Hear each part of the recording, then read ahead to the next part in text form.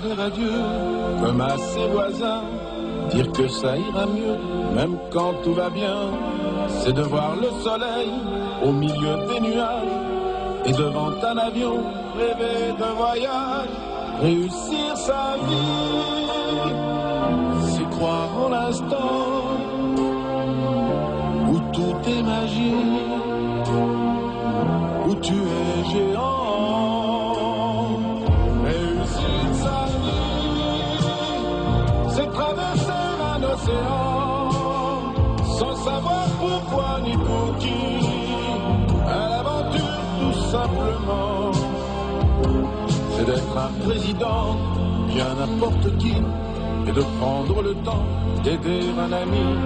C'est de gagner en bourse, comme on jouait aux billes, et de finir sa course le soir en famille. Réussir sa vie, c'est d'abord choisir, c'est d'avoir envie de tout devenir. Réussir sa vie, c'est prendre la main d'un enfant, le cœur d'une femme qui te sourit, à l'aventure infiniment.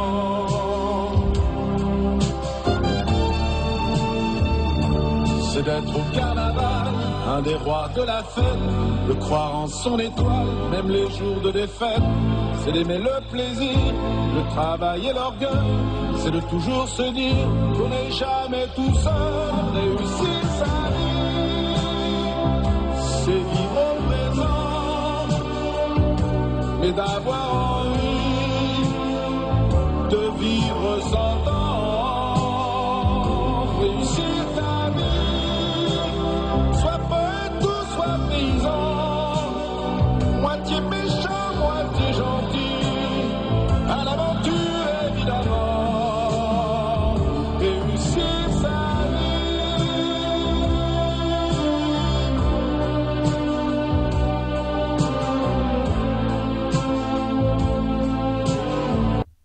Oh là là là là.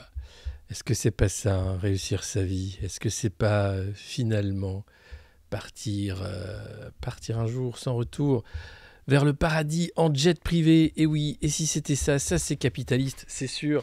Bernard Tapie nous a quittés. Alors du coup, on ne parle que de ça dans la presse des milliardaires, parce que bah oui, un milliardaire, enfin un millionnaire, je sais pas. La fortune de Bernard Tapie, on ne sait pas à quoi elle est, enfin, on ne sait pas combien. Mais bon, bref, un homme d'affaires. Puissant homme d'affaires. Salut, ça y est, vous êtes sauvés.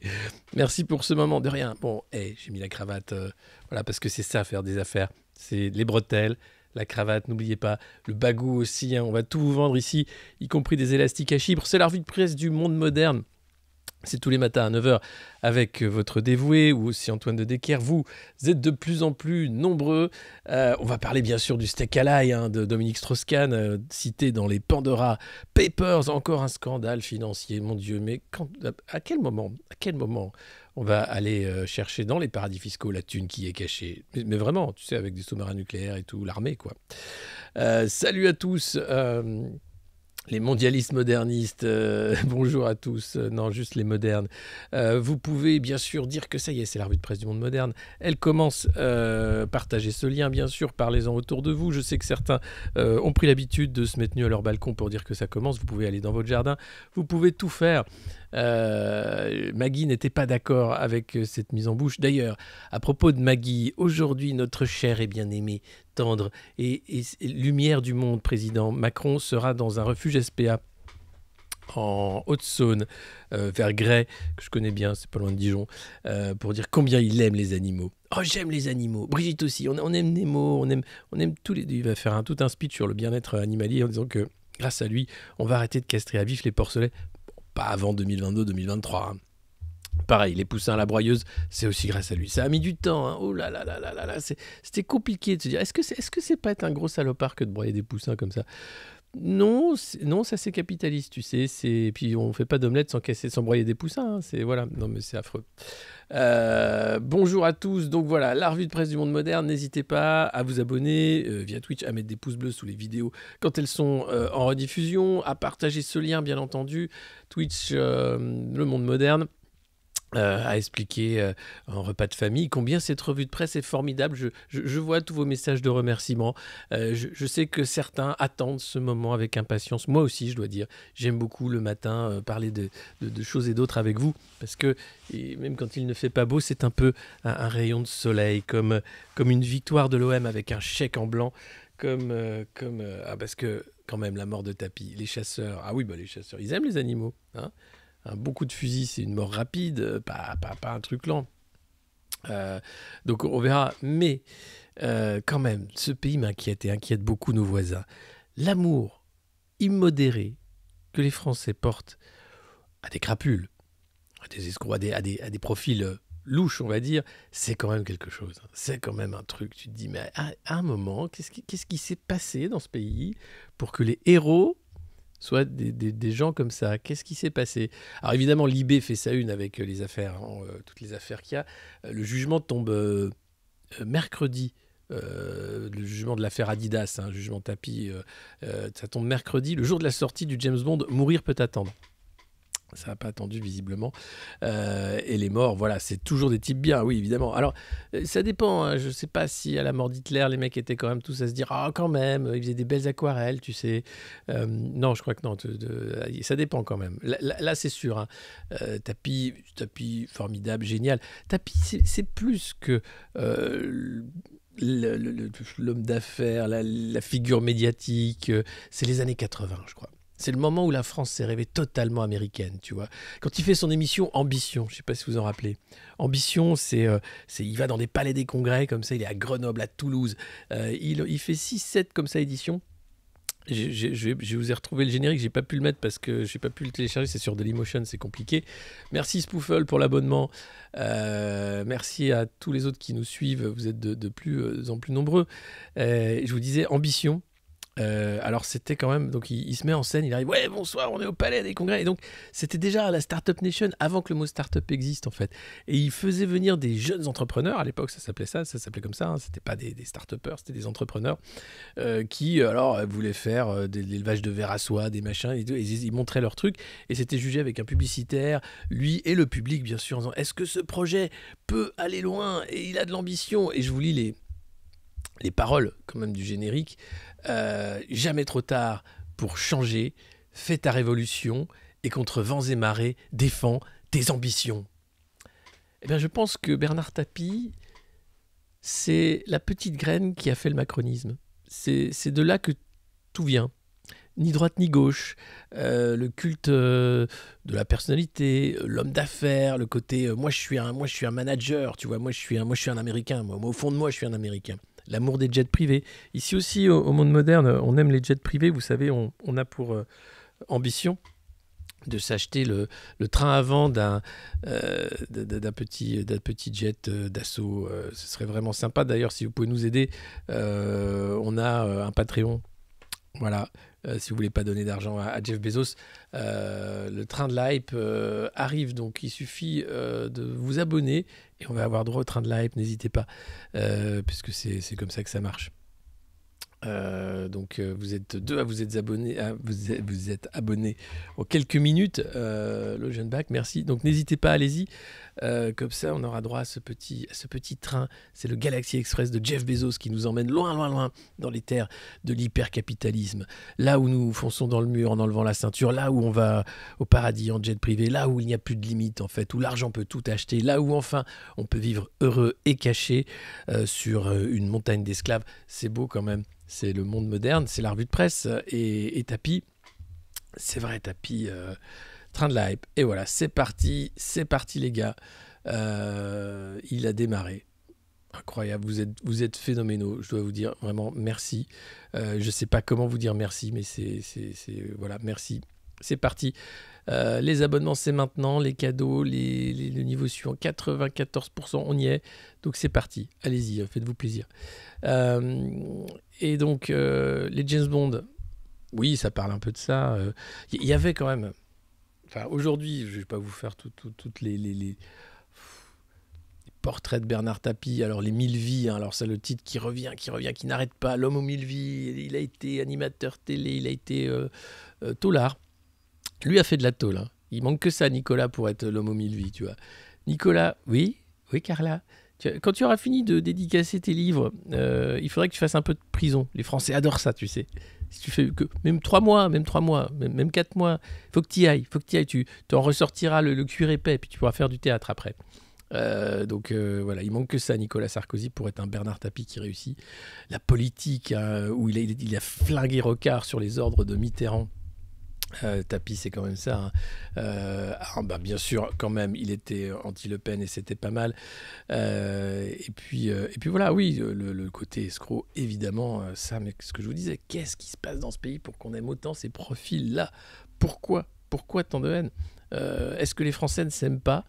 Et puis alors, je pense que l'idée même, enfin quand je dis que c'est les années 80, c'est ça, tu vois, moi c'est une méthode américaine. Hein. C'est le moment où on importe les méthodes américaines, mais vraiment plus encore que dans les années 60. Tu vas voir, ça marche. Eh ben, il a fait Gym Tonic, il a tout essayé, hein, Patrick Sabatier, L'heure de vérité, machin, Ambition, son émission qui a été arrêtée. Alors, je vous ai pas dit le fin mot de l'histoire. Quand Bernard Tapie lance Ambition sur TF1, à un moment quand même, il y a eu un petit souci de... Quand je vous dis que c'est l'entrée dans l'ère de la Macronie, et ce qui fait qu'on n'en est pas sorti. Merci, Tier 1 Subscription. Super. Vous êtes maintenant abonnés. On a fait le niveau 1. Magnifique. Quand je vous dis qu'il y avait quelques petits soucis, c'est Ambition. Attendez, je vais le trouver. Je me tais parce que je ne sais plus ce que je raconte. Mais voilà. Il l'a fait donc en 86, hein, du 28 février 86 au 28 février 87, un an, le vendredi sur TF1. Donc c'est l'image, hein, de cet homme d'affaires qui incarne la réussite. Mais en février 87, Michel Cotta, qui est présidente de la Haute Autorité, demande l'arrêt de l'émission après 5 numéros, considérant qu'il y a une confusion des genres et que l'émission sert surtout les ambitions de Monsieur Tapie. Et tu m'étonnes. Donc on est en plein dans la Macronie, quoi. Le mec, il arrive, il fait une émission, direct, conflit d'intérêts. Enfin, c'est vraiment ça. Je pense qu'on est arrivé là. Et puis alors, malheureusement, merci Alain, merci tout le monde. Malheureusement, dans les éditions de ce matin, on parle très peu, hein, des Pandora Papers, ce nouveau scandale financier massif. Alors, c'est les 1% sont des enculés qui se gavent. Ils planquent leur thune dans les paradis fiscaux. Oh, dis donc, mais tous les ans, on a une nouvelle comme ça? Oui, non, tous les mois quasiment. Ah, qu'est-ce qu'on fait? Rien, vu que c'est les 1% qui font les lois. Ah bah c'est super. Mais c'est bien. Il litige, donc c'est le comité international, enfin l'organisation internationale de journalistes d'investigation, où il y a plusieurs grands titres de presse qui font leurs enquêtes, hein, notamment sur les paradis fiscaux. C'est le cas du Monde, du Guardian, etc. A donc enquêté à nouveau sur un scandale financier majeur, les Pandora Papers. C'est les Panama Papers sous stéroïdes. C'est-à-dire que tu comprends que Tony Blair, le roi de Jordanie, Shakira, 600 politiques dont certains sont encore en exercice, Dominique Strauss-Kahn, ce soir, ne manquez pas le cache investigation sur Strauss-Kahn, qui vient de cette investigation sur les Pandora Papers, planque, je crois que c'est 11 300 milliards dans les paradis fiscaux. C'est-à-dire, quand tu vois le chiffre, il y a tellement de zéros, tu sais pas comment ça se dit. Et beaucoup de zéros. Et donc, c'est les mecs qui après t'expliquent doctement qu'il faut rembourser la dette avec ton rein, hein, et qu'il faut surtout pas augmenter les salaires. Éventuellement, une petite prime de 100 balles, quand eux planquent environ 3-4 millions comme ça tous les matins, en disant hop, une petite tartine, et puis hop, on fait le petit virement via des sociétés offshore, des montages financiers, etc. Le plus beau de la lutte qu'on a eue contre les paradis fiscaux, je vais enlever ça me rend fou, là, le machin Patreon, excusez-moi. Voilà, un peu de calme quand même. C'est Pierre Moscovici, qui était à la Commission européenne. Lui était en charge des finances, et donc il avait fait de la lutte contre les paradis fiscaux un peu son cheval de bataille. C'était un poney de bataille, c'était un hamster de bataille, c'était un petit truc comme ça, tu le voyais pas beaucoup. Donc il avait fait une liste grise des paradis fiscaux. Alors c'était des trucs très très loin, où il y avait très peu d'avoirs, hein, des boîtes européennes et du CAC 40, il y en avait quand même, mais moins que dans les paradis fiscaux intra-européens, puisqu'il n'y en a pas. Il n'y a pas de paradis fiscaux en Europe. Et puis d'ailleurs, Nicolas Sarkozy avait dit, à l'issue de la crise des subprimes de 2008, ça y est, il n'y a plus de paradis fiscaux, c'est fini. C'est fini. Bah non, non, non, non, non, non, non, non. 13 ans après, il y en a toujours autant. C'est toujours les mêmes qui planquent autant de thunes et ça ne change pas. Et il y a quelque chose qui me scandalise et qui devrait tous nous scandaliser, mais à un moment, je crois que le scandale ne suffit plus, hein, il faut passer aux actes. C'est que peu importe le nombre de scandales financiers, peu importe les noms qui vont sortir, on attend les noms français dans les jours qui viennent parce que ça va feuilletonner. On sait déjà qu'il y a Dominique Strauss-Kahn, mais il y en a d'autres. Rien ne change. Ces escrocs, ces mafieux continuent de planquer leurs thunes, ne sont jamais inquiétés et alors les articles continuent de tomber en disant c'est dingue et la lutte contre les paradis fiscaux n'existe pas. Pourtant les moyens existent, hein. La transparence, le fait d'imposer à la source les milliardaires et les grosses entreprises, la taxe sur les transactions financières à haute fréquence. Il y a beaucoup de moyens en fait de récupérer cette thune. On parle de 11 300 milliards. C'est énorme. Là, nous, on va nous faire chier pour une dette Covid de 100 milliards. Tu fais, attends, mec. On va juste aller chercher la thune. Alors, si vous voulez pas, bah nous, on va mettre nos petites combinaisons de plongée. On va aller tranquillement sur... merci. Encore une émoticône, mais c'est merveilleux. Regardez, on n'arrête pas avec le train de Life. C'est génial. Ça fait 3 ans de salaire médian pour toute la France. Non, mais c'est dingue ce qui se passe. Et donc... on peut y aller, hein, avec nos fourches, nos petits combinaisons d'hommes grenouilles, tu vois, on va aller dans les paradis fiscaux. Alors, on peut aller au Luxembourg aussi, commencer à dire rends l'argent. Rends l'argent, sinon on va vraiment venir te chercher. Mais si on n'est pas des millions, ça ne bougera pas. En fait, il faut être, tu vois, 11 300 milliards, ça vaut d'être quelques millions pour aller chercher l'argent quand même. On va aller les chercher. Alors, si vous êtes sur des yachts, vous avez vos jets privés, etc. D'ailleurs, il y a un milliardaire roumain qui s'est craché dans son avion avec sa famille, paix à son âme, en Italie ce week-end. Mais à un moment ça suffit quoi, le mal que font ces salopards par l'évasion fiscale, et d'ailleurs Macron a beaucoup de mal hein, de parler d'évasion fiscale, même l'optimisation fiscale.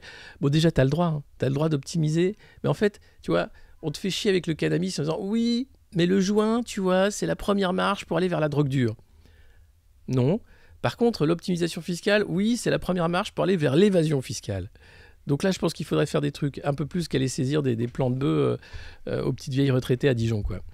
Donc vraiment, il y a un truc à faire. C'est simplement faire des lois. Enfin, en fait, non, il faudrait déjà élire des gens vertueux qui sont pas des pourris, qui sont pas en fait là pour servir les intérêts du capital et de ceux qui ont l'argent dans les paradis fiscaux. Les 1%, bordel, ils sont pas nombreux. Donc on peut vraiment y aller. Hein. Il faut juste être nombreux. Et là, ils ont peur du nombre quand même. Et là, tu dis, bon, vous voulez pas faire les lois ? C'est pas grave. On va s'arranger avec des cure-dents et des fourches. Vous allez voir, si tu rends l'argent, ça fera pas mal. Hein. En revanche, je peux pas te promettre que... Bon, Jean-Michel est très vénère. Jean-Michel, il est très vénère. Ça fait 5 ans qu'il est au chômage. On lui a saisi sa baraque. Il a plus une thune. Là, il en a vraiment marre. Tu vois ? Et puis, on lui explique que c'est sa faute. Donc, si jamais Jean-Michel veut te mettre une baffe, bon, ça risque de mal... Ça peut dégénérer. Hein. C'est comme l'optimisation fiscale. Ça peut très vite dégénérer. Donc c'est délirant quoi. Enfin bref, les salaires médians, ouais c'est ça, 60 millions de Français à 55 000 euros et on est bon.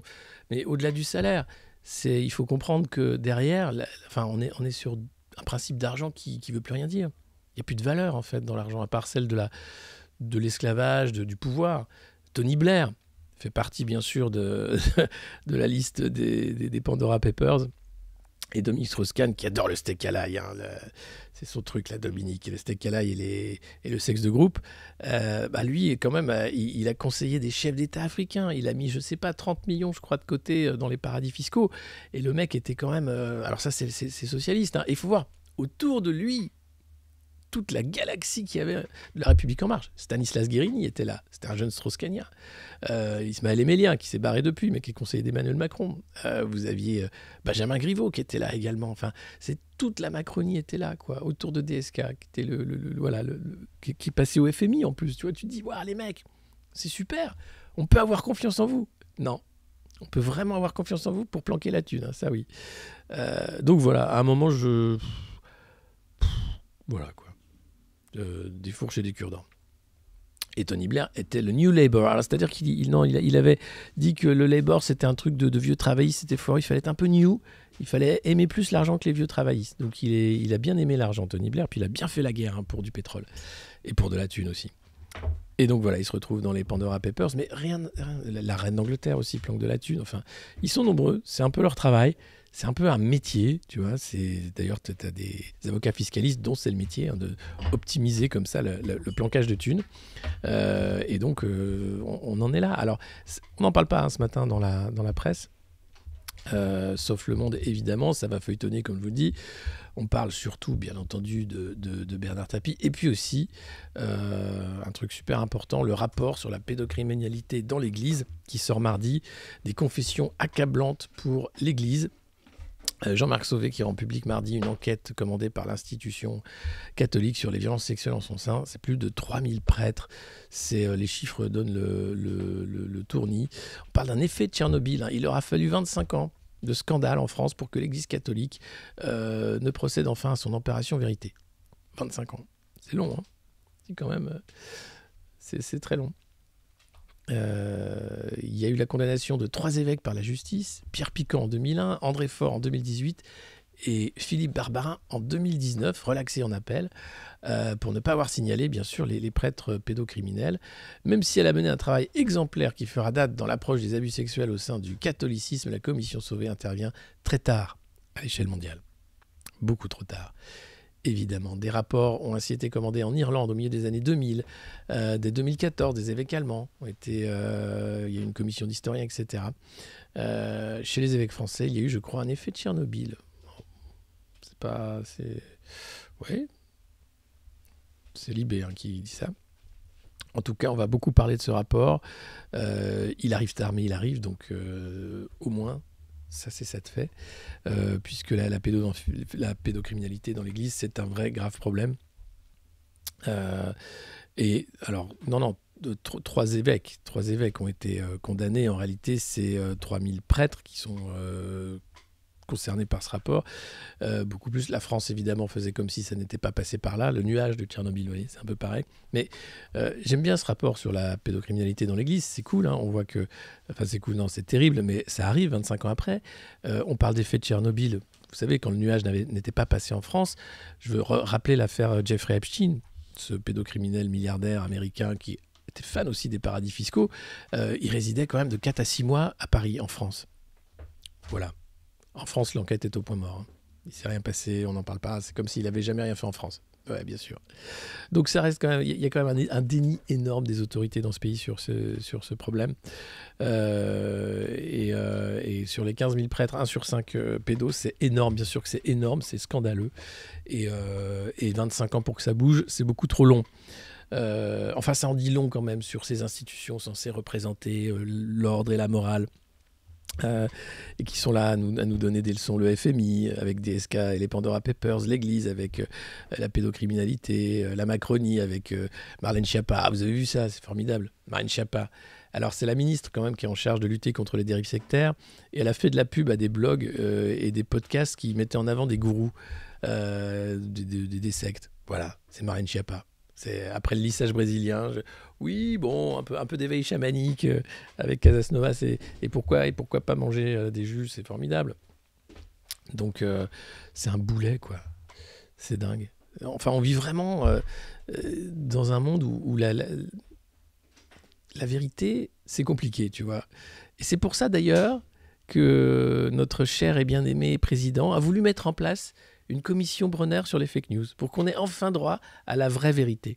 Alors la commission Bronner, c'est un peu la commission McCarthy, vous savez, c'était dans les années 50 aux États-Unis. Le McCarthyisme, c'est la chasse aux sorcières, ça s'appelait.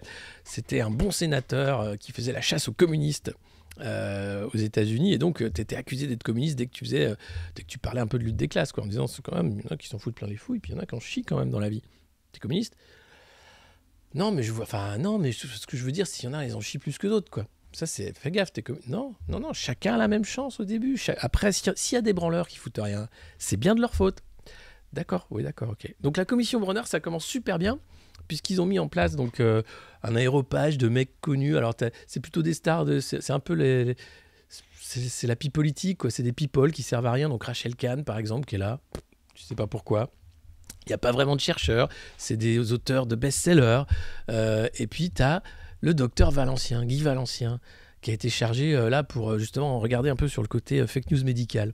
Et là, tu te dis, bon, et on est quelques journalistes à avoir dit, mais Valencien, et quand même, c'est le mec du Charnier en plein Paris, là, le don des corps à l'université Descartes, qui était un scandale. C'est le mec qui a dit qu'il n'y avait pas beaucoup de blessés ou de morts du Mediator. Vraiment, il l'a dit plusieurs fois d'ailleurs. Il est négationniste sur le Mediator. C'est le mec ensuite qui a été, pas accusé, condamné par l'ordre des médecins pour des fausses déclarations. Et donc, nous, qui avons dit ça, serions des esprits malveillants, hein, pour Charles Bronner qui va siéger et qui va faire cette commission fake news. Alors, je vous lis l'article de Libé sur la commission fake news. Ça fait froid dans le dos, hein, Maggie? Parce que c'est vraiment... Là, on est en plein rôlisme. Enfin, c'est le moment où tu te dis, j'en peux plus de ce pays. Voilà. Face à l'épidémie de désinformation sur le web, l'Élysée veut montrer qu'il se retrousse les manches. Il en va ainsi de la mise sur pied d'un groupe d'experts contre les fake news. La commission Bronner, du nom du sociologue médiatique, hein, et spécialiste des croyances collectives, qui a fait par ailleurs du bon boulot, hein, Bronner. Mais alors là, accepter d'être le ministre du Miniver, c'est quand même chaud, quoi. Miniver qui est le ministre de la vérité chez Orwell. Hein. Le groupe de travail devra rendre un rapport d'analyse et de propositions courant décembre. Parmi les objectifs cités mercredi lors d'une présentation, définir un consensus scientifique sur l'impact d'Internet, formuler des propositions dans les champs de la prévention et de la judiciarisation des entrepreneurs de haine. Oui, des entrepreneurs de haine. Parce que balancer 12 000 cartouches de LBD dans les yeux, ça non, c'est le camp de la raison. Attention, accrochez-vous, hein, c'est chaud. Ou encore développer une analyse historique et géopolitique de l'exposition de la France aux menaces internationales. Bon, ça c'est les Russes, attention. Attention, les Russes, ils vont encore déstabiliser les élections. Ah bon ? Gérald, c'est pas plutôt le vote à distance là que tu vas mettre en place qui va faire que ça va être n'importe quoi ? Non, mais ça non, ça c'est le camp de la raison. Ah d'accord. Et le pass sanitaire ? Non, pour voter ? Non, ah, vous voulez... Sûr ? Allez, t'es pas joueur. C'est dingue. Alors, avec Gérald Bronner, 13 personnalités composeront la commission intitulée « Les Lumières à l'ère numérique ». Ça s'appelle les LED. Hein. Je vous avais rappelé, tu sais, les LED qui clignotent, comme dans les kebabs. Un coup c'est rouge, un coup c'est rose, un coup c'est bleu, un coup ça clignote, un coup ça clignote pas. Bonjour, oui, alors sauce blanche, oui, pas de problème. C'est les lumières à l'ère numérique, ouais. C'est les LED, c'est dingue. Donc c'est quand même, on est mal barré, quoi, vraiment. Les Russes, c'est Parcoursup. Ouais, ils avaient piraté les serveurs de l'éducation nationale tellement ils avaient que ça à foutre, les hackers russes. C'était assez génial. Puis il y a le fact-checking de BFM. Mais alors revenons sur la commission Bronner, dans l'IB. Bah oui, Kika est pas là ce matin, mais on lui fait un gros bisou. On fait des gros bisous d'ailleurs, des saluts amicaux plutôt et professionnels. À nos auditeurs de l'autre côté de l'Atlantique. Je sais qu'il y a des gens qui nous écoutent au Québec, au Canada, en Suède, en Norvège, en Grande-Bretagne, partout dans le monde, dans le Pacifique également. Cette revue de presse est en train de faire le tour du monde grâce à vous. Je vous dis merci. N'hésitez pas bien sûr à partager le lien, à continuer de dire qu'il y a cette revue de presse tous les matins à 9h, parce que ça va devenir illégal de regarder la revue de presse. Non, certainement pas. Et puis on trouvera toujours des moyens d'avoir des canaux d'émission et du temps d'antenne, vous inquiétez pas. En revanche, oui, c'est bien qu'on ait vachement d'audience parce que ça va permettre aussi de contrecarrer cette commission de la vérité, tu vois, parce que ça fout les boules quand même. Et comme je suis un esprit malveillant et que vous adorez ça, parce que vous êtes vous aussi des esprits malveillants, faisons ce travail hein, d'information. Simplement, moi je cherche pas la vérité, je cherche pas à dire qui, machin, mais quand je vois ça, c'est flippant, quoi. C'est très flippant. Alors surtout quand tu vas voir. Hein. Donc, alors on y trouve la spécialiste des enjeux géopolitiques du cyberespace, Frédéric Douzet, la chercheuse en sociologie politique, Anne Muxel, l'ex-journaliste Rosemary Farinella, Roland Quérol, politologue, sociologue Laurent Cordonnier, le chasseur de complots et directeur de Conspiracy Watch, Rudi Reichstadt, qui avait dit que le virus ne pouvait pas venir d'un laboratoire, que ça c'était vraiment conspi. Bon, il est revenu dessus depuis, il a dit peut-être qu'évidemment le Covid pouvait venir d'un laboratoire. Mais qui l'aurait su ? Les conspis. En même temps, ils inventent des théories tellement farfelues. Sacré conspi. La journaliste et youtubeuse Aude Favre. Allez, le professeur d'histoire-géographie Yanis Roder, l'historienne de la Shoah Annette Vievorka, l'historien Jean Garrigue, la spécialiste de culture numérique Rafaf Harfouche, alors spécialiste de culture, elle vend des livres. Hein. Voilà, elle fait des best-sellers sur un peu. C'est la Startup Nation de la vérité.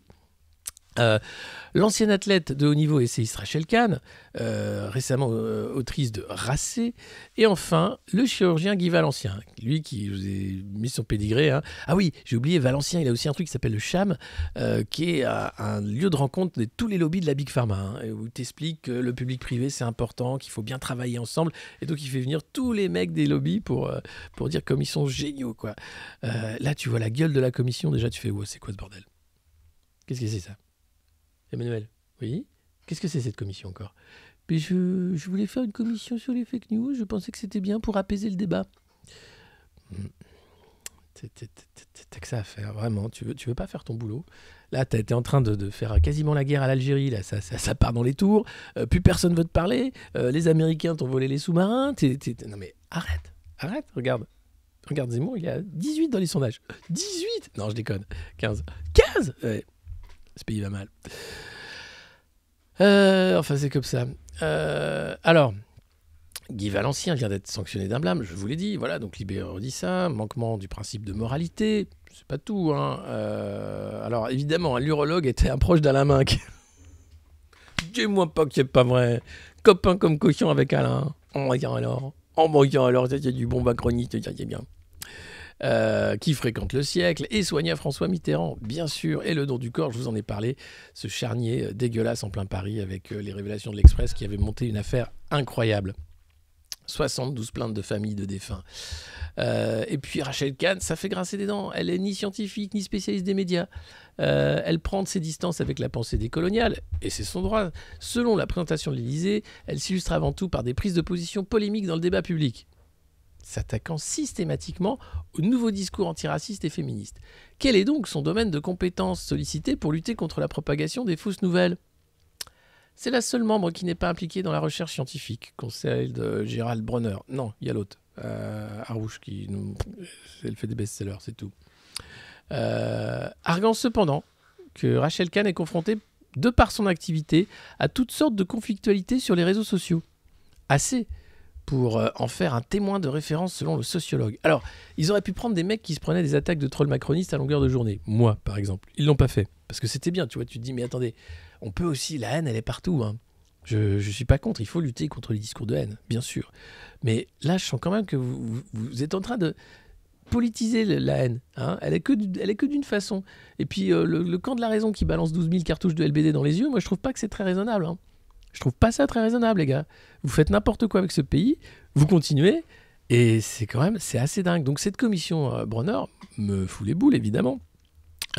Parce qu'on y sent les germes du macartisme, la pensée malveillante, de quoi est faite la raison et la vérité, hein, bande de petits malveillants que vous êtes, hein, Maggie, toi tu sais, mais eux ne savent pas, les malheureux. Donc il faut combattre la désunion nationale qui sévit sur le net, hein. Conjurer le pessimisme ambiant qui creuse les fractures et abîme les liens entre les Français.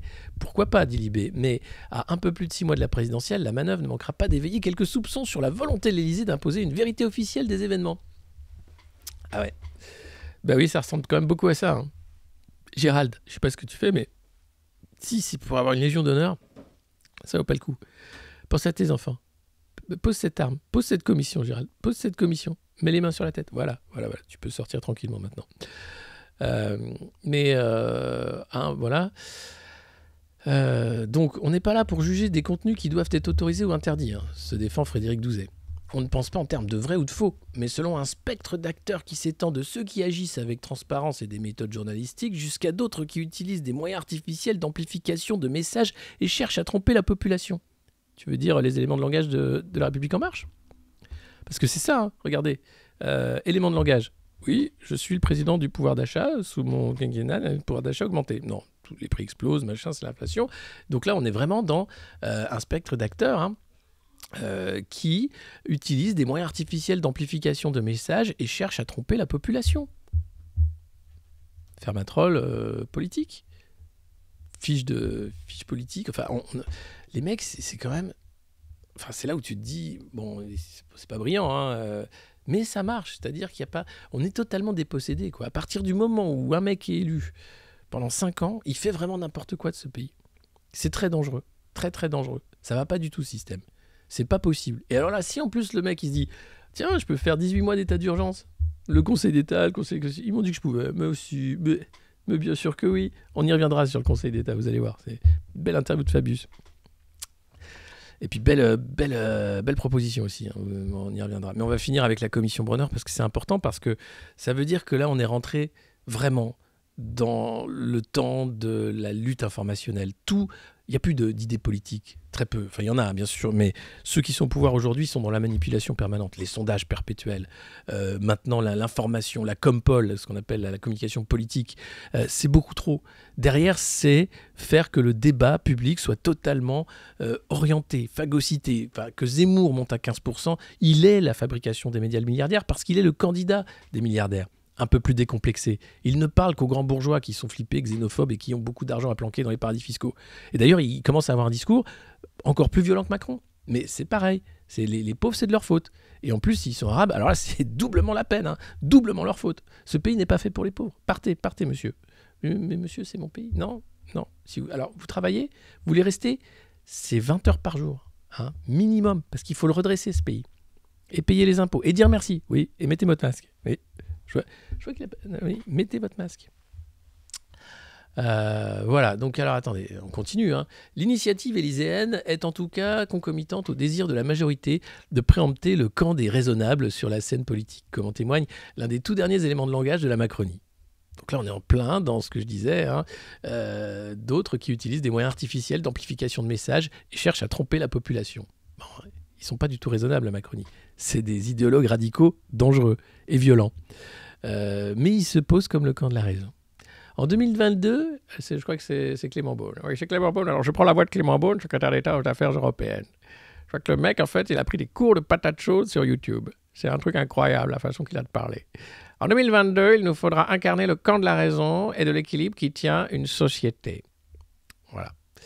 Ça, c'était dans Le Monde à la fin du mois d'août, ça c'est dit. Hein. Une déclaration suivie de près par le patron de la République En Marche, hein, Stanislas Guérini, le champion de la République En Marche, le héros de la République En Marche, qui confirmait vouloir être la voix de la raison et de l'intérêt général, une façon de cornériser, comme l'écrivait Libé, les antipasses sanitaires, les opposants politiques et les radicalités de tous bords.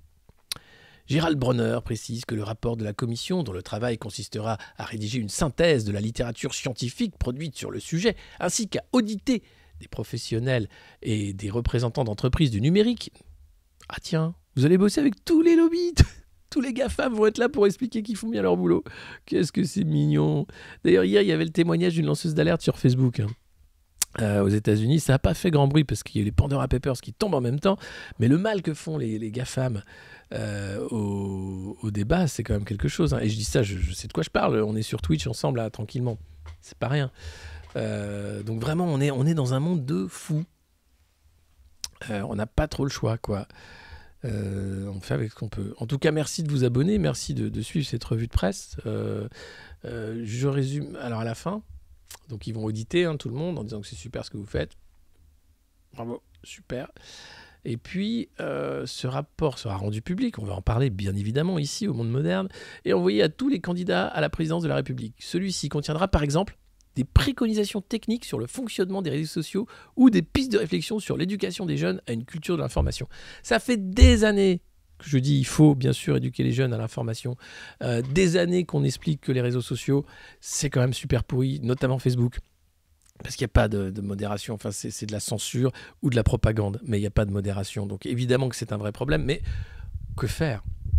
Alors on peut laisser faire, on peut aussi avoir une modération de tous avec tous, on peut trouver des solutions, c'est ce qu'ils sont en train de faire, hein, j'imagine, avec ce rapport Bronner, mais quand même, l'éducation, ça fait longtemps, hein, et quand tu vois les réformes Blanquer, elles vont pas dans le bon sens. Elles sont vraiment pas là pour faire des citoyens éclairés, vraiment pas. Donc voilà, pour résumer, réguler l'économie de l'information, contrer les bulles algorithmiques et promouvoir l'esprit critique tout en se souciant de la liberté d'expression citoyenne, le tout sans réel pouvoir de contrainte. Une gageure à l'heure de la polarisation des opinions et de la toute-puissance des GAFAM. Tu m'étonnes. Donc oui, c'est la Libé, entre les lignes, t'explique que c'est complètement bidon, à moins qu'il ne s'agisse, l'avenir nous le dira, d'une agitation gouvernementale sans lendemain. Je crois qu'il s'agit surtout là d'un petit... s'arranger, Ce matin, je fais plein de fautes. Je suis le veto. Hein. J'avais l'édito chez RT. Il s'agit de faire plaisir à quelques courtisans en leur disant qu'ils sont importants et que le roi écoute leur avis et que leur travail fait beaucoup pour le pays. D'où la commission, c'est totalement antidémocratique. On pourrait avoir des travails au Parlement pour ça, par exemple. Et alors au Parlement, qu'est-ce qu'on a eu ? Alors, la loi Avia contre les discours de haine, qui était une loi de censure, qui a été rabotée de tous les côtés en disant mais ça va pas de faire des lois comme ça, mais ça va pas, mais qu'est-ce qui vous passe par la tête ? Et ils remettent ça sur le tapis. Et là tu dis, bordel, sur le tapis, sans jeu de mots. Et puis cette pub de McDo qu'on trouve à peu près dans tous les quotidiens nationaux, parlons vrai, parlons haut. Vous savez l'histoire de McDo ? Ils ont vendu de l'eau du robinet super cher, en disant ils la filtrent et tout, et puis c'est de l'eau McDonald's. Et oh merde, j'ai l'impression qu'une erreur réseau est arrivée. Vous me voyez ? Tout va bien ? Ouais, non, tout va bien, pardon.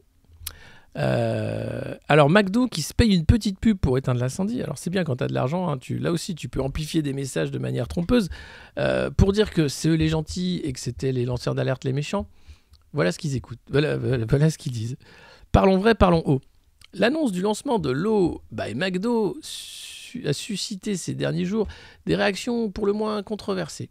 Nous les entendons et nous les comprenons. Ce qui est en cause, principalement son prix. Force est de constater que notre message est mal passé. Non, tout le monde a vu que vous avez pris les gens pour des cons. Afin que chacun puisse se faire son opinion, voici quelques vérités simples et vérifiables par tous. Là t'es dans le mini-verre, là t'es dans la... Alors t'as un beau logo, l'eau by McDo. Non, l'eau chez McDonald's ne devient pas payante. McDonald's continuera d'offrir à ses clients de l'eau du robinet gratuite, dite eau de courtoisie. Sympa. Depuis toujours, elle est disponible sur simple demande auprès de nos équipes. Nous la servons avec plaisir et c'est bien normal. Oui, nous lançons en complément l'eau by McDo afin de réduire notre empreinte carbone et notre consommation de plastique. En 2022, nous réduirons de 10 000 tonnes notre consommation de plastique par la suppression des pailles, des jouets et des emballages plastiques. Super. Mais également par la suppression des bouteilles en plastique. Et nous parlons de 75 millions de bouteilles vendues en 2019. Hein. C'est pas rien. Et donc, non, l'eau by McDo ne coûtera pas plus cher que les meilleures eaux filtrées vendues en restauration. Des eaux filtrées. C'est là où l'arnaque commence. C'est là où on se contorsionne un peu pour dire « Ouais, non mais bon ».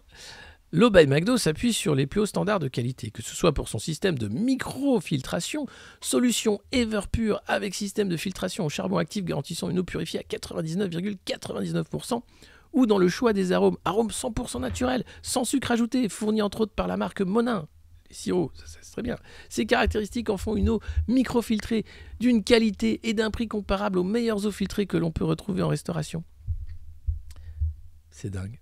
Donc les mecs te vendent de l'eau filtrée, c'est comme... ils te vendent ça. En disant non mais c'est super. Oui, vous avez désormais un nouveau choix. L'eau by McDo n'est donc pas l'histoire d'une eau gratuite qui devient payante. C'est un nouveau choix proposé à nos clients. Encore entre une eau gratuite provenant du robinet et l'eau by McDo, plate ou pétillante, nature ou aromatisée, proposée à l'unité au prix du marché. Au prix du marché, hein. Non, c'est pas cadeau, c'est le prix du marché. C'est quand même... C'est également la manifestation de notre farouche volonté de diminuer la consommation de plastique dans nos restaurants. Nous vous laissons faire votre opinion, hein, en espérant que comme 90% de nos clients, vous vous direz satisfait d'avoir ce nouveau choix d'une offre d'eau plus diversifiée. Merci McDo, merci. Alors ça c'est quand même, c'est un modèle d'enfumage, quoi. C'est merveilleux. Ça s'appelle le lobbying, c'est génial. Ouais, tant qu'il y aura des cons pour acheter, ouais, pardon des gens, c'est incroyable. Non, mais notre eau, elle est super bien filtrée. Super. Et on a mis des arômes. Génial. Et tu fais payer ça ? T'es sérieux ? Ah bah ouais, c'est du boulot quand même. C'est pas du... Mais l'eau du robinet, elle est gratuite. Hein. D'accord. Bah tu sais quoi ? Bah, je vais pas venir manger chez toi, de toute façon. C'est dégueulasse.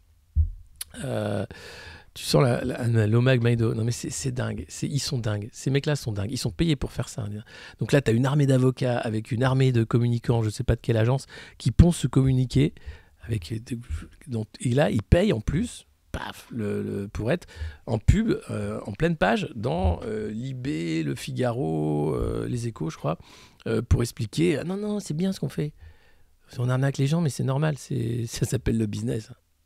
Et il y en a des bons businessmen. Il y en a un qui vient de partir au paradis en jet. Aïe, aïe, aïe. Quel monde, mais quelle pitié, quoi. Qu'est-ce qu'on a d'autre? Parce qu'il y a beaucoup de tapis ce matin. Il y a eu aussi le séminaire de rentrée de la majorité qui affiche son soutien à Macron au premier meeting. Alors c'était compliqué parce qu'il y avait Zemmour. Alors tu avais Borrello.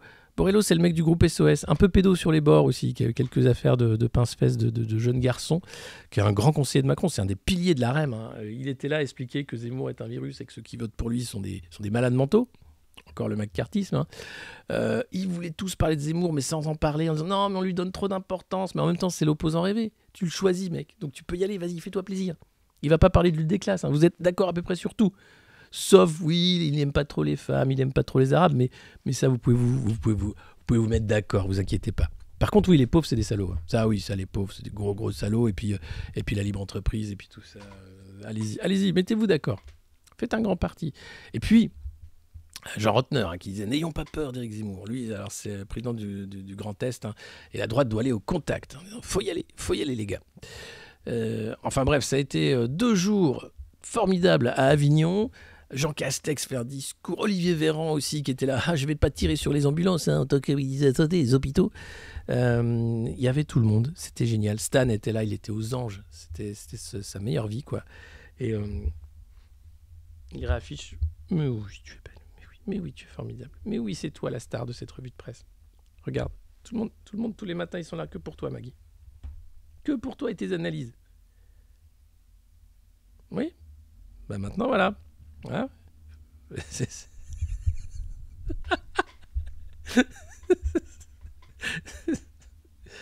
Qu'est-ce que c'est bien, chat.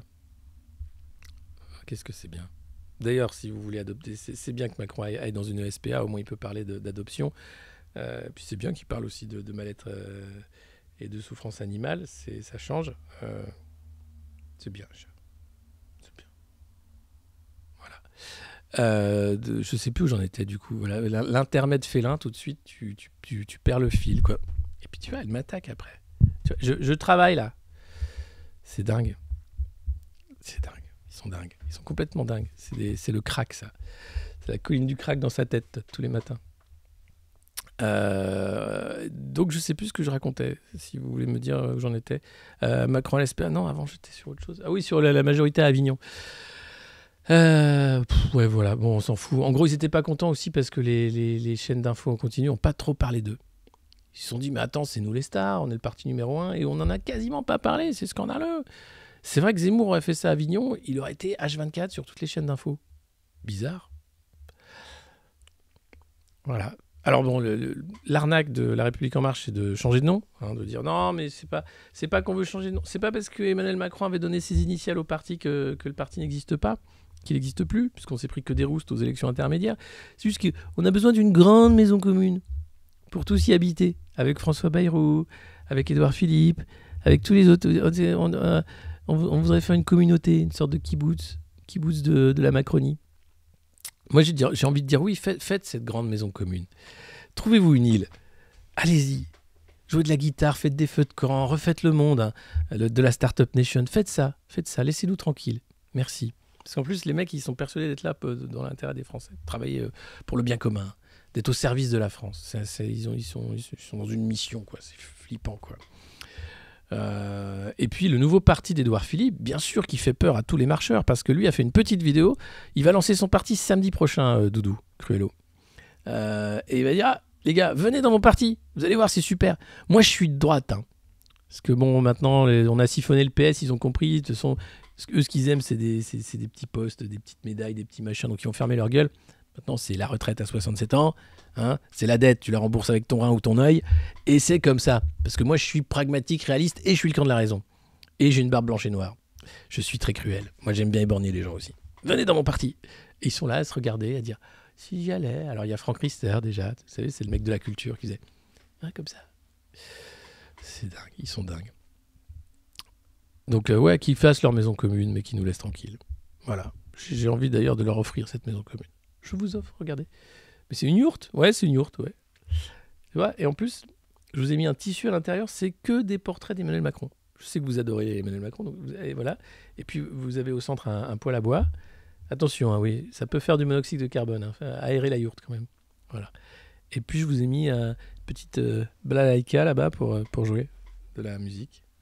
C'est bien. Ouais. Et vous avez bien sûr la connexion à la fibre, puisque c'est la Startup Nation quand même. Et par contre, toilette sèche. Toilette sèche, ouais. Allez, amusez-vous, vous me faites le programme, et puis vous restez là. On vous appelle quand c'est fini. Et puis tu les réveilles en septembre 2022, quand c'est fini. Et dans le Figaro, grande interview de Laurent Fabius. Eh oui, le président du Conseil constitutionnel estime qu'une réflexion doit être engagée sur le recours à l'état d'urgence. 18 mois d'état d'urgence, mec. Aucune démocratie fait ça. Il n'y a pas de réflexion à avoir, c'est juste non, c'est inacceptable, c'est non, niet, nada. On arrête les frais. Et le mec te dit non, il faudrait effectivement qu'on commence à réfléchir. Alors, quand même, le Conseil constitutionnel a un peu retoqué les lois sur les drones, mais elles reviennent par la fenêtre, parce que Didier Lallemand veut jouer avec ses petits drones, donc il va pouvoir jouer avec ses drones. Et puis il parle de respect de la Constitution, des principes de l'état de droit. Voilà, contester cela nous ramènerait plus de 60 ans en arrière, avant la Ve République, qui crée le contrôle de la constitutionnalité des lois. Voilà, super. Au fil des lois que vous avez censurées, haine en ligne, on en parlait, sécurité globale ou sortant de prison, vous êtes accusé de laxisme. La sécurité n'est-elle pas une valeur constitutionnelle à protéger ? La préservation de l'ordre public est un objectif de valeur constitutionnelle, c'est chiant à dire, constitutionnelle, qui parcourt toute notre jurisprudence. Ce à quoi nous veillons. C'est-à-dire que la lutte nécessaire contre la délinquance s'opère dans un cadre législatif qui ne ruine pas des droits fondamentaux, tels que le respect des droits de la vie privée.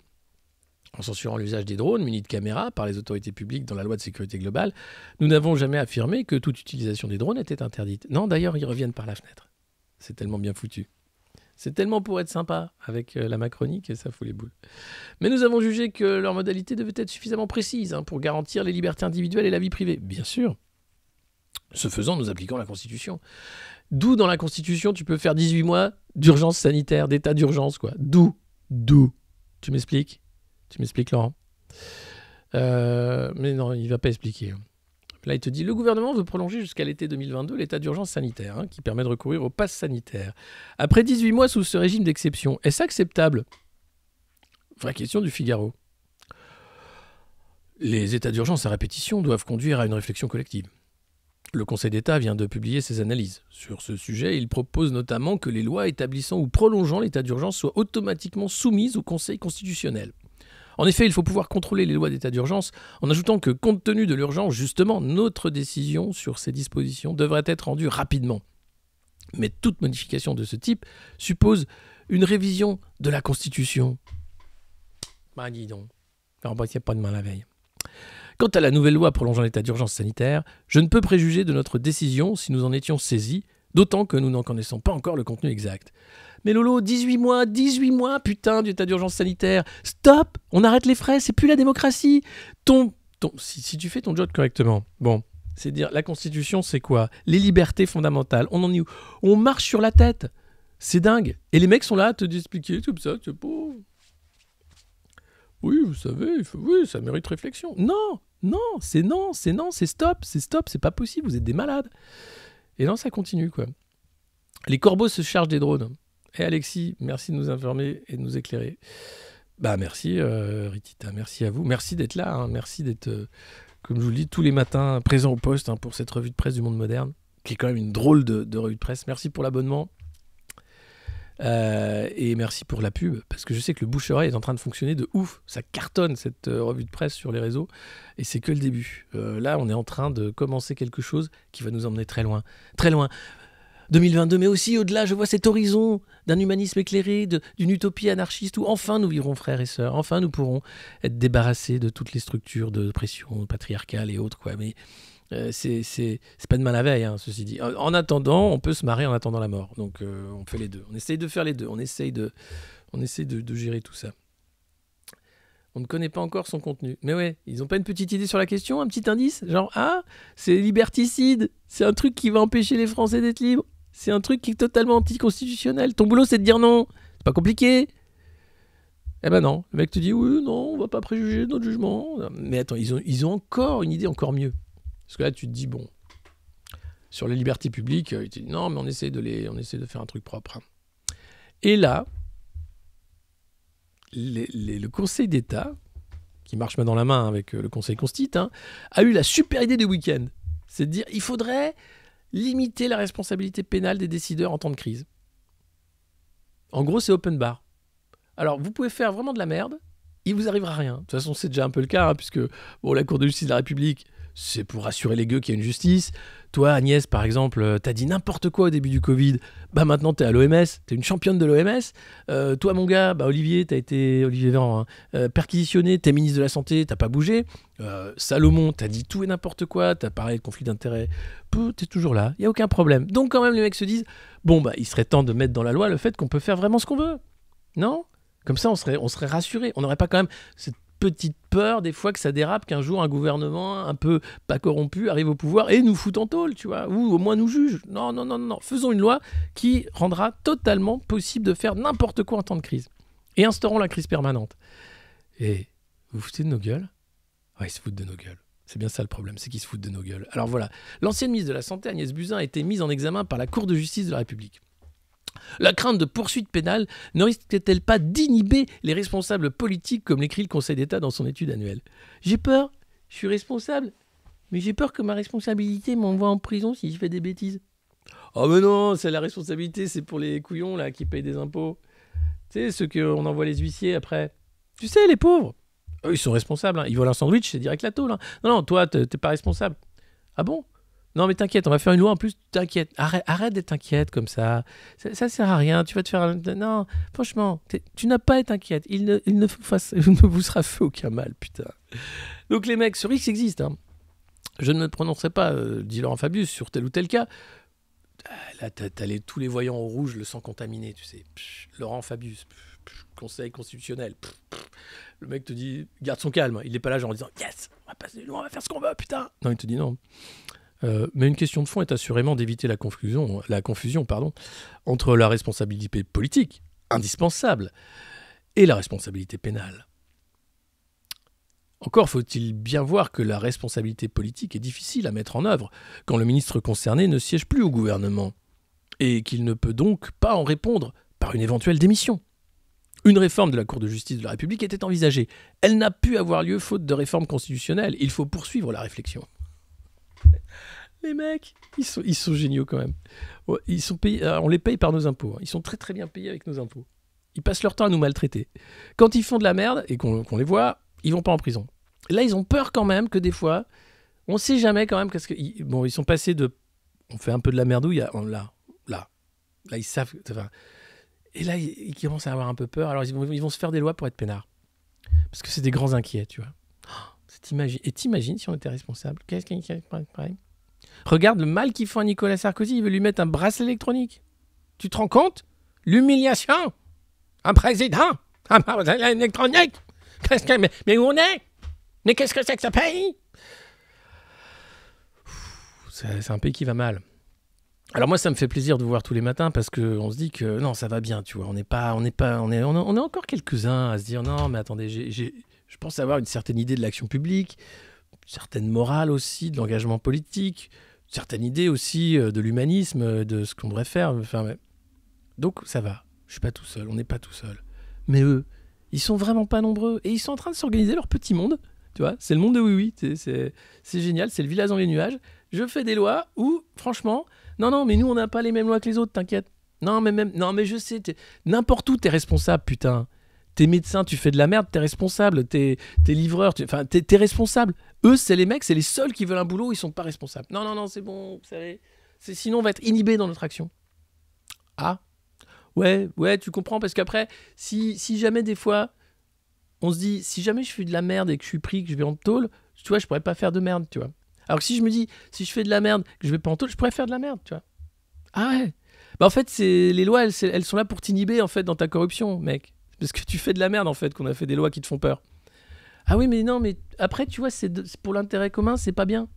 Parce qu'après, moi, j'ai peur, en fait, d'être ministre. Et après, c'est que les méchants, c'est que les mauvais, c'est que les gauchistes qui vont être ministres. C'est que des gens qui aiment pas l'argent qui vont être ministres. T'imagines l'enfer ? Ils vont maltraiter Bernard Arnault. Ils vont lui prendre ses sous.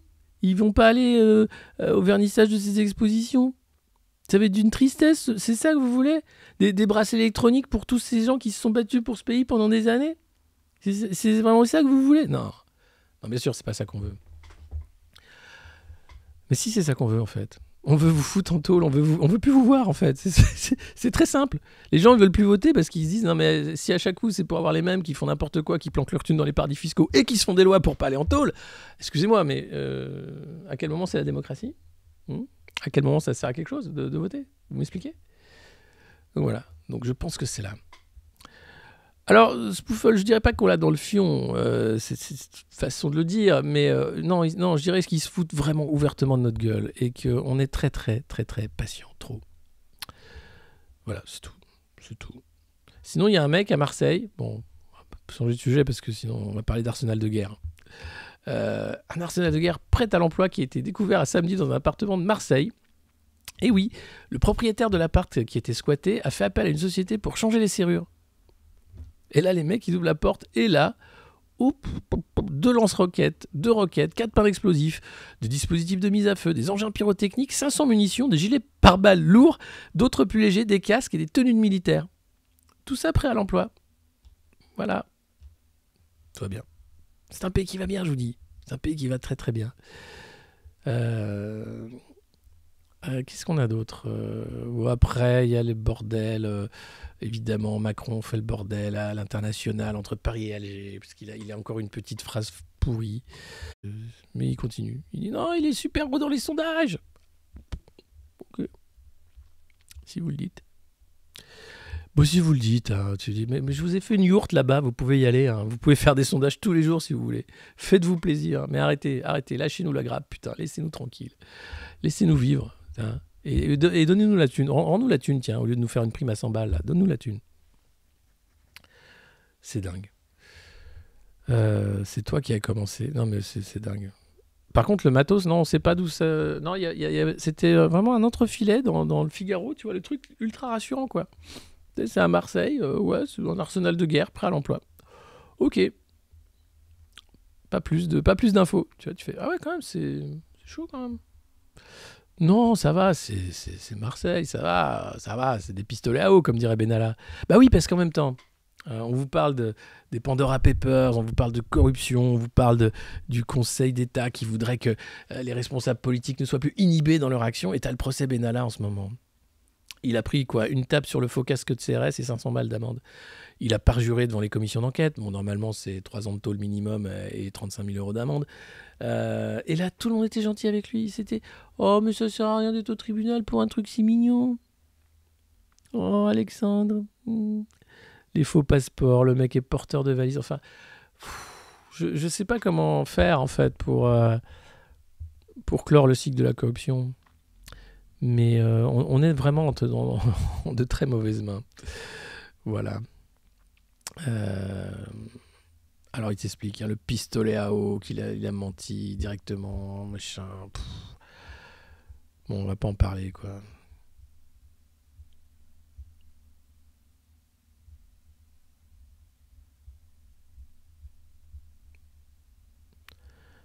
Le prix de l'énergie, bien sûr. Ça augmente toujours. Les carleurs manquent de bras. Ils lancent une campagne de recrutement, c'est dans le Figaro. Ah, et si, il y a un labo qui sort une pilule pour le Covid. Alors, c'est le labo MSD. Donc, c'est génial. Hein. C'est le traitement qui manquait dans l'arsenal anti-Covid. Un simple comprimé prescrit pendant 5 jours, 2 fois par jour, aux patients diagnostiqués du SARS-CoV-2 pour éviter les formes graves. C'est Merck & Co. aux États-Unis, MSD. Alors, c'est une petite pilule. Alors, ça vous rappelle les traitements précoces. Je sais, il y en a, ils ont dit ouais, ivermectine, ouais, machin, nana. On dit non, ça marche pas, c'est nul. Là, le labo, il a fait une petite étude, un communiqué de presse pour dire nous, on a une petite pilule qui marche super. Bon, juste la pilule, elle coûte 700 balles. T'es sérieux? Oui, mais c'est parce que il y a de la recherche, tout ça. Hein, c'est compliqué. Hein, donc, puis nous, on n'a pas fait de vaccin, nous. Ils ont été contraints d'abandonner 2 projets de vaccins anti-Covid. Et donc, ils ont mis leurs usines à disposition de Johnson & Johnson. Et donc, ils veulent quand même se faire un peu de brousouf. Donc, le marché s'offre à lui. Chiffre en milliards de dollars. Hein, 10 milliards visés jusqu'à 2025. Le laboratoire a déjà conclu un contrat visiblement à 1,2 milliard de dollars avec le gouvernement américain pour lui fournir 1,7 million de doses. Eh ouais, 700$ le traitement. Et Sanofi travaille aussi sur une petite pilule. C'est génial. Qui va être aussi aux environs de 700 balles. Ah, bon, on va pas... Parce qu'après, il y a la commission fake news qui va nous tomber dessus et tout. Mais c'est quand même formidable ce qui se passe. Là, t'as des mecs qui te disent non, mais non, pas les traitements précoces malheureux. On n'en a pas des traitements. On fait des recherches pour en avoir. Et puis après, moi, j'aimerais bien... Il n'y a pas des mecs qui peuvent écraser les petites pilules, faire des tests et dire ah, mais c'est la... Putain, waouh, l'élément actif, c'est à peu près la même chose que le vermifuge, là. Ah bon? Ouais, mais ils ont rajouté... C'est un peu comme l'eau filtrée by McDo, tu vois. Mais après, ils vont te faire un gros communiqué pour dire oui, alors, on est très déçus, blessés de voir des gens comme Poulain qui racontent n'importe quoi. Alors, mais non, mais évidemment, je ne suis pas médecin. Sans doute, il y a de la recherche. Sans doute, ils ont travaillé dur, tu vois. Maman, tu te dis, mais merde, les gars, merde. 700 balles, vous êtes sûr? Oui, 700 balles. Sûr, parce que à 5 euros, ça marcherait pas pareil. Ah non, tu comprends, il y a quand même 10 milliards à se faire. Ah ouais, pardon, excusez-moi, putain, je suis con, excusez-moi. Putain, qu'est-ce que je suis con. D'ailleurs, le labo Moderna utilise massivement les paradis fiscaux, Delaware et autres pour ses profits pharaoniques grâce au Covid. Donc, je ne file pas les neuneux, mais quand même, à un moment, tu te dis, il faut entendre l'audition de cette médecin par la commission parlementaire qui explique qu'il y a eu une défaillance des pouvoirs publics. On a encadré les politiques de santé pendant des années, et on l'a fait et de manière assez propre. En France, on a un système de santé qui fonctionnait jusqu'à ce qu'on ferme des lits à tour de bras et qu'on fasse l'hôpital de flux et que le néo-management public arrive. Le problème, c'est qu'on a laissé le médicament au secteur privé. Donc les labos font ce qu'ils veulent sur le secteur du médicament, à la fois sur jouer sur les prix, sur la recherche, comment ça fonctionne, etc. Donc il y a peu eu de contrôle. Et aujourd'hui, il y a la question d'un grand pôle public du médicament, pour avoir de la production en France, bien entendu, mais aussi pour avoir du contrôle sur la recherche, les prix, les mises sur le marché, parce qu'aujourd'hui, les labos font des communiqués de presse, expliquent que ça marche super, allez-y. Ensuite, les lobbies arrivent avec des mecs qui sont vendus au lobby depuis qu'ils sont tout petits, genre Ursula von der Leyen, sa vie, c'est de prendre de la thune des lobbies. Donc ils arrivent, ils font « Ah, bonjour madame, regardez, c'est super, on vous en vend, vous êtes les premiers, si vous achetez avant eux, vous avez un prix, vous savez, ah bah alors j'achète, paf, hop, c'est parti, et c'est parti !» Or là, tu vois, c'est quand même un truc de dingue. On attend rien. On est dans la merde jusqu'au cou, là, avec cette façon de faire. Et le pass sanitaire qui n'a plus de raison d'être. Si le vaccin est là, les gestes barrières sont là, c'est bon. Il y a des pays qui sont moins vaccinés que nous qui n'ont pas de pass sanitaire. Et il n'y a pas d'explosion du virus. Donc, à un moment, stop la merde, quoi. Et là, les mecs te disent, non, mais jusqu'en 2022, ce serait pas mal. Qu'est-ce que t'en penses, Maggie? Toi qui aimes bien squatter sur le canapé, de toute façon, ça ne te changera pas beaucoup ta vie. Et voilà. Et donc, non, mais ça me révolte de voir que, évidemment, les boîtes privées font ce qu'elles veulent. Et quand même, rappelez-vous, quand Pfizer annonce son vaccin qui marche à 95-16% avec son communiqué de presse en décembre, tout le monde est là, ouais, c'est super, machin. Et puis bon, la vaccination arrive et le monde réalise, ah oui, on n'avait pas vu venir le variant. Ah, c'est vrai, il ne marche pas super comme on avait dit. Oui, mais il marche quand même. Bon, reprenez une 3e dose, reprenez une 4e dose. Là, quand même, en France, on a imposé le pass sanitaire à des gamins dès 12 ans. Ça y est, c'est fait. C'est dingue, 12 ans. Enfin, arrêtez de vous troller là sur le chat, j'arrive pas à vous voir, j'arrive pas à tout lire. Bah oui, ils ont le pognon, ils ont le pouvoir. Pognon et pouvoir, popo. Et voilà. Mais c'est rageant quand même de te dire, c'est formidable et qu'il faut dire merci en plus. Alors non, il y a une bonne nouvelle, c'est Fleury Michon qui sort de la crise et qui met les bouchées doubles. Après avoir renoué avec les bénéfices début 2021, le groupe s'engage dans un programme d'investissement à 120 millions d'euros sur 5 ans. Moins de plastique, alors c'est un peu comme l'eau by McDo, ils vont faire des trucs super, des barquettes 100% recyclables, des investissements en recherche-développement qui vont permettre de continuer à avancer sur des produits plus savoureux et probablement d'étendre le sans nitrite sur d'autres catégories de produits.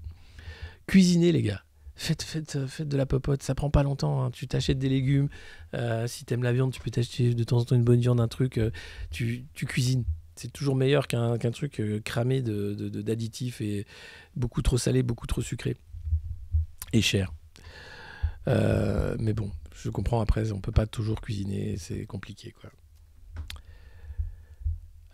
Voilà, à la découverte d'une autre Startup Nation, mon Dieu.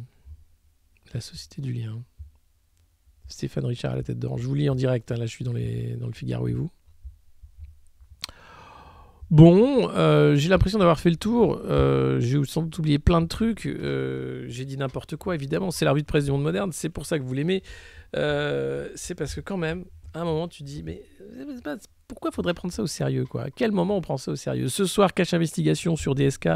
Ne le ratez pas. Je pense qu'on va en apprendre de belles sur Dominique Strauss-Kahn et son amour de l'argent et du pouvoir. Et du sexe de groupe, évidemment. Mais qui pourrait lui en vouloir après tout? Ça, c'est très capitaliste. Ça, tu vois, c'est quand même beau, quoi.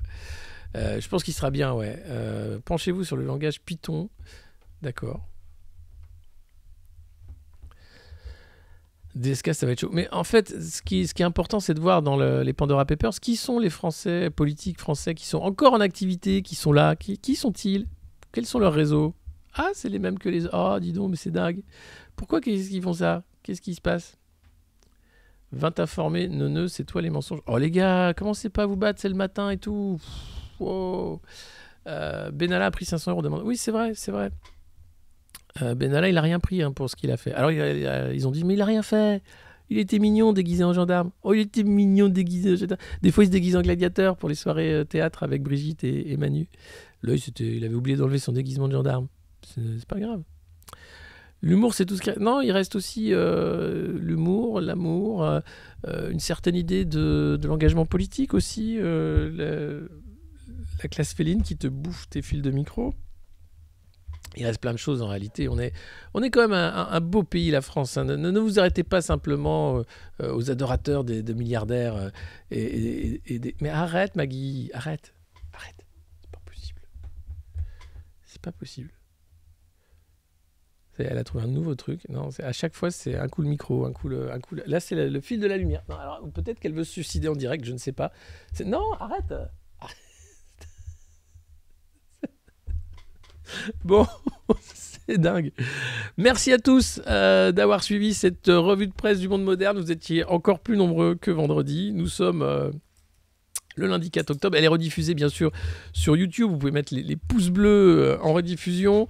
Elle est sinon bien sûr en live tous les matins sur Twitch. Vous pouvez partager ce lien du live dès qu'on est live tous les matins. Vous pouvez en parler aussi. Je pense que le bouche à oreille, c'est la meilleure campagne marketing qu'on puisse faire. Vous pouvez aussi regarder les replays sur Twitch. Vous abonner bien entendu.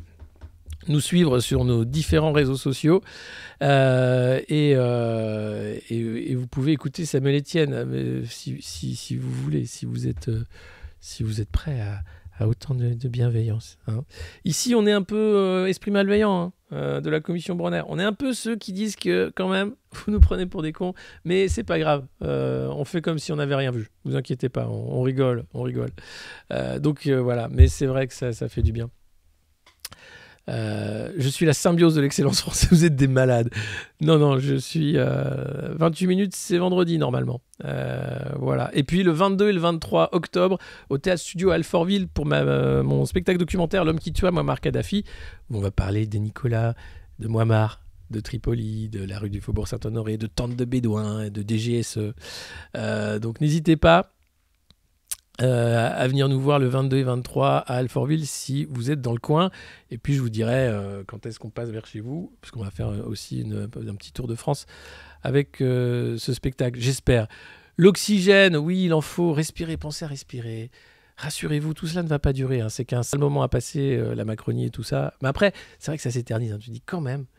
mais c'est pour ça, soyons nombreux tous les matins, continuons à avoir cette bonne humeur, prenons pas ça trop au sérieux, c'est vraiment ça qui compte. Et Nancy, j'espère aussi. Allez, le jugement, on verra, mais vous inquiétez pas, Benalla prendra pas cher. Je vois qu'il y a des gens inquiets sur Benalla, vous inquiétez pas. Alexandre va très bien, il a pu ses passeports diplomatiques, mais il fait de belles affaires en Afrique, vous inquiétez pas. Tout ça, ça marche très bien. Je vous embrasse. Nyon la Suisse, oui, je vous donnerai les dates, vous inquiétez pas. Et merci à vous tous qui nous écoutez du bout du monde, de partout dans le monde, et à côté. Je vous embrasse, je vous souhaite une belle journée, une bonne journée, puisque maintenant, oui, on ne dit pas une belle journée, une belle soirée, non, je vous souhaite une bonne journée, un bon lundi. C'est lundi, bordel, c'est pas rien, c'est lundi. Une belle semaine, une bonne semaine aussi. Ne ratez pas. Alors, il y a les Nobel cette semaine, on va en parler. Hein. Il y a des Nobel qui vont tomber comme ça, paf, paf, paf. Alors, c'est super. On va être très content de voir qui va gagner les Nobel. Et puis, il y a le procès tapis mercredi. Et puis, pour ceux qui aiment les voitures de luxe, les montres et le monde du renseignement un peu pété, il y a James Bond qui sort mercredi. Voilà. Allez, je vous dis à demain. Ciao.